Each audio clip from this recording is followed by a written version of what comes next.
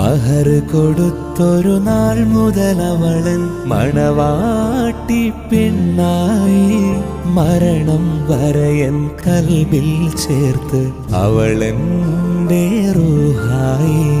പ്രണയമനോഹരരാവിൽ അവളുടെ കാതിൽ ഞാൻ കിസ ചൊല്ലി. ഹൃദയം തൊട്ടവൾ എന്നോടോതി ഞാനാണവളുടെ പാതി.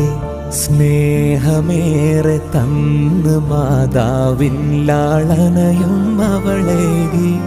ദുനിയാവിൽ സുവർഗത്തിൻ പ്രണയപ്പുഴയിൽ ഞാൻ നീന്തി. ഓ